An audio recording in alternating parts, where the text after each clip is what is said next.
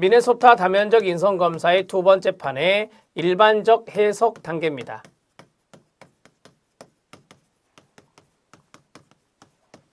자, 일반적 해석 단계가 되겠는데 첫 번째는 검사 태도를 본다라고 했습니다. 검사 태도에 대한 검토가 이루어진다. 검사 태도에 대한 분석이라고 해도 되겠죠. 자, 그 다음에 두 번째로는 촉도별 점수.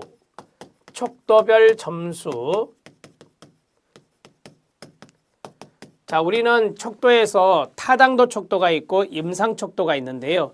이 촉도별 점수를 검토한다라고 하는 것입니다. 자, 그 다음에 세 번째들은 촉도들 간의 연관성. 촉도들 간의 연관성을 관련성이라고도 하고요. 자, 또는 인과성이요. 이런 것들을 분석해야 될 것이다. 자, 그 다음에 네 번째, 응집과 분산의 정도를 본다 그랬죠. 네, 촉도들 간의 응집과 분석, 그 다음에 응집과 분산이죠. 자, 분산을 검토하여서 해석적 가설을 세운다. 자, 그 다음에 다섯 번째는 낮은 임상 촉도에 대해서 검토를 합니다. 낮은 임상 촉도 검토. 대개 이제 임상 촉도가 70 이상이면 안 좋은 거죠. 그런데 좀 낮은 것도 문제가 될 수 있거든요. 과도하게 낮은 것도. 그래서 낮은 임상 촉도를 검토할 필요가 있다. 그 다음에 여섯 번째는 형태적 분석을 하라 그랬어요. 형태적 분석을 하라. 그 다음에 마지막 일곱 번째는 전체 프로파일을 분석하는 겁니다. 전체 프로파일 분석. 자, 이런 식으로 간단하게 써드렸어요. 이런 것들이 좀 필요하거든요. 이렇게 해야 여러분들이 나중에 시험장에서 일반적인 해석 단계 쓸 때 여기에 대해서 소술해서 쭉 쓸 수 있습니다. 간략하게 한 문장씩만 쓰셔도 됩니다. 아니면 검사 태도 검토해가지고 이런 식으로 세미콜론을 해서 정리하셔도 되는 거고요. 자, 이렇게 하면은 점수를 득점할 수가 있습니다. 자, 정리가 됐고 넘어가겠습니다. 38번 MMPI2에서 타당도 촉도인 L촉도의 해석입니다. 우리가 L촉도를 라이 촉도라고 해서 부인 촉도라고 하죠. 라이 촉도라고 해서 부인 촉도라고 하는데 이 부인 촉도는 방어성을 측정하는 겁니다. 방어성을 측정하는 것이다. 이 점수가 낮으면 문제가 되나요? 높으면 문제가 되나요? 높으면 문제가 되는 거죠. 자, 거기 보면 L촉도 높은 점수가 있습니다. 지나치게 관습적이고 사회에 수능적이고 생각의 독창성이 없다고 합니다. 문제결 방식의 융통성이 부족하고 스트레스나 압력에 대한 인내력이 부족합니다. 완고하고 도덕적이며 심리적 세련성이 부족합니다. 자신에 대해서 과대평가를 합니다. 이런 것들이 다 방어와 연관성이 있거든요. 자기 방어예요. 자기 방어하는 사람들의 특징이 바로 이런 사람들이다. 이렇게 보시면 되겠습니다. 자, 낮은 점수인데 MMPI 문항에 솔직하게 답한 사람들입니다. 자, 여기에 lie라고 하는 것은 우리가 거짓말하다라는 뜻이잖아요. 따라서 낮다, 거짓말하는 정도가 낮다 그 말은 솔직하게 답한다라고 하는 겁니다. 자신의 사소한 결점이나 문제점들을 인정할 수 있을 정도로 자기 자신에 대해서 충분한 자신감을 갖고 있는 사람이고요. 지각력도 우수하고요. 독립적이고 자기 신뢰감도 높은 사람입니다. 때로는 다른 사람들에게 냉소적인 인상을 주기도 하지만 자신의 생각을 효과적으로 타인에게 표현할 수가 있습니다. 그래서 이 높은 점수와 낮은 점수 이게 왜 나왔을까요? 이 L촉도의 해석에서 우리가 보통 높은 점수다 하면은 어느 정도 좋은 것으로 알고 있지만 낮은 점수다 그러면 낮은 걸로 알고 있지만 이거는 그게 아니에요. 높은 점수가 문제가 되는 거고 낮은 점수가 문제가 안 되는 거거든요. 그래서 이러한 것들을 해석을 통해서 구분해봐라 라고 하는 것들이 나올 수 있습니다. 물론 이런 것들은 필기에서도 충분히 출제가 될 수 있겠죠. 근데 서로 상반된 것이란 걸 아실 수 있잖아요. 이런 것들은 실기에서 나올 확률이 더 높습니다. 자, 라이 촉도의 방어성 측정입니다. 이거는 자기 방어와 연관성이 있어서 높은 점수는 문제가 있고요. 자, 높은 점수는 문제가 있고 그 다음에 여기에 대한 낮은 점수는 문제가 되지 않는다는 것을 큰 방향으로 좀 알아놓으면 돼요.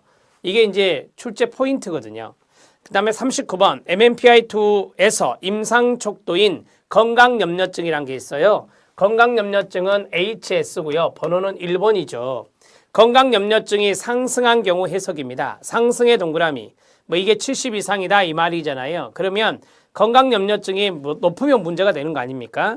자신에게 어떤 신체적 병이 있다고 생각하거나 그 같은 병을 이용하여 다른 사람을 조종하고 지배하려는 경향이 있습니다. 모호한 신체적 증상에 대해서 과도하게 집착합니다. 그 다음에 불평이 많고 냉소적이고 요구사항이 많고 부정적이며 비관적입니다. 타인에게 의존적이거나 매우 비관적이며 적개심을 간접적으로 표현합니다. 심리적, 신체적 치료에 대한 애호가 불량하고요. 해결책에 대해서도 거부적입니다. 이러한 사람이 이제 건강염려증이 높은 사람이다라고 해요.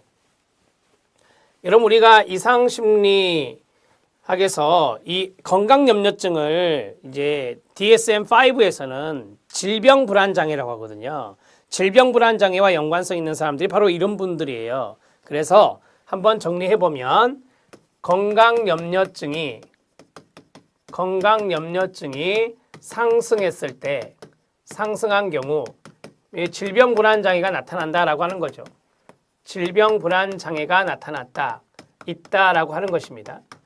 자, 그러면 첫 번째 여기에서 자신이 어떤 신체적 질병이 있다고 생각하거나 이런 부분들은 아실 것 같고, 자, 그러한 병을 이용해서 다른 사람을 조종하거나 지배하려고 한다라고 했습니다. 자신이 걸렸다고 생각하는 병으로 타인을 조정하려 한다. 타인을 조정하려 한다. 되게 우리 시험에서는 5가지 정도 써라 이렇게 나올 수가 있거든요. 그래서 5가지가 정리된 겁니다. 자, 거기 보면 모호한 신체 증상에 대해서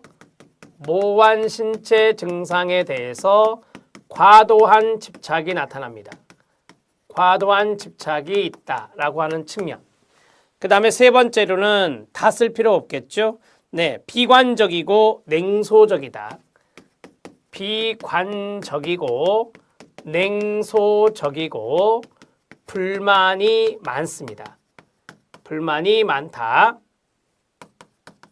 이렇게 쓰면 되겠죠. 자, 네 번째는 의존적이다라고 했습니다. 적개심을 간접적으로 표현한다. 자, 의존적이고 그 다음에 적개심을 표현한다. 이렇게 쓸게요. 적개심을 표현한다. 자, 마지막 5번째는 애후가 불량하다라고 했죠. 치료에 대한 애후, 치료 애후가 불량하고 해결책에 대해서도 거부적이다. 자, 해결에 대해서도 거부적이고 그 다음에 애후 좋지 않다. 불량하다 그 말은 애후가 좋지 않다. 이렇게 보시면 되겠죠. 자, 이렇게 해서 5가지를 정리해 드렸습니다. 건강염려증, 임상척도, MMPI2에서 HS 1번인데요. 이것이 상승했을 때 증상입니다. 자, 40번 들어가면 MMPI2에서 271 코드 타입의 해석입니다. 이것도 임상척도의 상승 척도쌍이잖아요. 277이. 자, 여기에 해당되는 것의 해석이다 이렇게 보시면 되겠는데 이것도 실기에서 나왔던 겁니다. 자, 2번은 우울이잖아요. 우울이고요. 7번은 정신쇠약증이라고 해서 강박증이라 하거든요. 정신쇠약증, 강박증이라고 합니다. 자, 그러면 여기에 첫 번째 키워드는 우울이 되겠고요. 두 번째 여기 키워드는 완벽주의가 여기에 들어갈 수 있죠. 완벽주의가 여기에 들어갈 수 있어요. 자, 27에 해당되는 것, 이런 것들을 좀 보시죠. 척도 2, 우울이고요. 그 다음에 척도 7, 자, 강박증이라고 합니다. 높은 점수의 경우 불안, 동그라미, 우울, 동그라미, 긴장, 동그라미, 예민한 모습을 보이며 완벽의 동그라미. 자, 제가 여기 말씀드렸잖아요. 자, 불안, 그 다음에 우울, 그 다음에 긴장, 그 다음에 완벽주의 성향을 보인다. 완벽주의 성향을 보인다. 이렇게 정리해 드렸고요. 그 다음에 두 번째 증상으로는 불안, 긴장, 과민성 등 정서적 불안 끊어요. 우울증서 끊어요. 신체적 증상, 체중 감소 등 임상적 우울 증상을 보인다. 여기 나왔죠? 임상적 우울 증상. 성격 특징으로는 비관적인 세계관과 성취 욕구가 강하고 목표 설정이 너무 높아서 완벽주의 성향이잖아요. 달성하지 못했을 때 심한 죄의식을 보이며 완벽주의와 융통성의 결여가 보인다라고 했습니다. 자, 융통성의 결여가 나옵니다. 융통성 결여. 그 다음에 거기 보면 목표 설정이 너무 높아서 달성하지 못했을 때 목표 미달성 시 심한 죄의식을 느낀다. 심한 죄의식을 느낀다라고 하는 측면 이렇게 해서 정리하시고요.